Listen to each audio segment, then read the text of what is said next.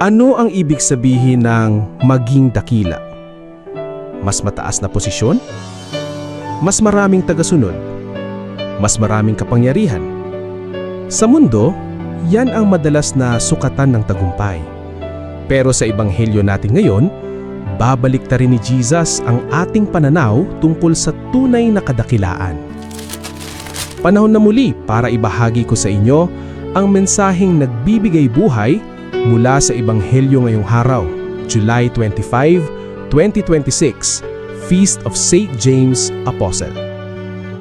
Sa ebanghelyo natin ngayon mula sa Matthew 20 verses 20 to 28, lumapit ang ina ni Santiago at Juan kay Jesus upang hilingin ang kanyang dalawang anak ay maupo sa kanan at kaliwa ni Jesus sa kanyang kaharian. Tinanong sila ni Jesus, "Makakaya ba ninyong inumin ang kopa na iinumin ko?" Sumagot sila, "Makakaya po namin." Ipinaliwanag ni Jesus na ang pag-uupo sa kanyang kanan at kaliwa ay ang Ama ang magpapasya. Nang narinig ito ng iba pang 10 alagad, naggalit sila kina Santiago at Juan. Kaya tinawag silang lahat ni Jesus at itinuro ang isang napakahalagang aral. Sinabi niya na ang mga pinuno ng sanlibutan ay naghahari at nagpapakita ng kapangyarihan sa kanilang nasasakupan. Ngunit, hindi dapat maging ganoon sa inyo. Sa halip, ang sino mang nagnanais maging dakila sa inyo ay dapat maging lingkod ninyo. At nagtapos si Jesus sa kanyang sariling halimbawa.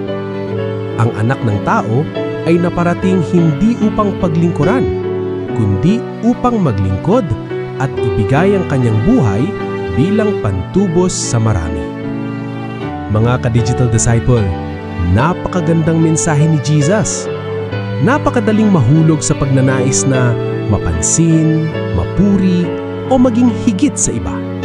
Sa panahon ng social media, madalas nating sinusukat ang ating halaga sa dami ng likes, followers, o pagkilala ng tao. Ngunit, iba ang sukatan ni Jesus. Para sa kanya, ang tunay na kadakilaan ay hindi nasusukat sa taas ng ating posisyon, kundi sa lalim ng ating pagmamahal at paglilingkod. Mga ka-digital disciple, tingnan natin si San Santiago Apostol. Hindi siya naging dakila dahil sa kanyang hangarin na magkaroon ng mataas na lugar. Naging dakila siya dahil nanatili siyang tapat kay Kristo hanggang sa ialay niya ang kanyang buhay para sa ebanghelyo. Ganito rin ang paanyaya sa atin, sa ating pamilya, sa ating trabaho o paaralan, sa ating komunidad, at maging sa digital world. Ang pinakamagandang pamamaraan upang sundan si Jesus ay maglingkod ng may kababaang humbala at pagmamahal nang walang hinihintay na kapalit. Ngayong araw, tanungin mo ang iyong sarili.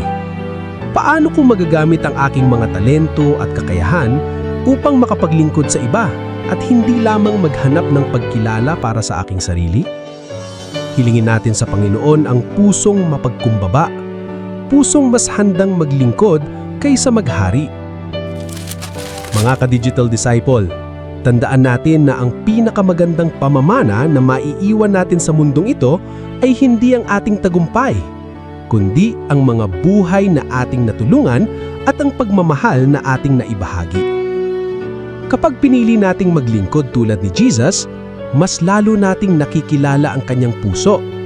At sa bawat kabutihang ginagawa nating ng tahimik at may pagmamahal, ang Diyos mismo ang kumikilos pamagitan natin. Kaya, huwag kang mangarap lamang na maging dakila sa mata ng mundo. Hangarin mong maging tapat na lingkod sa mata ng Diyos. Dahil ang tunay na kadakilaan ay nagsisimula sa pusong handang magmahal at maglingkod. Kung ang mensaheng ito ay nakatulong sa iyo, i-share mo ito para mas marami pang makarinig ng salita ng Diyos. At walang kalimutang i-follow ang page para sa araw-araw nating pagninilay sa Ebanghelyo. Ako po si Brother Rai, your digital disciple. Online for Christ, offline with purpose. God bless!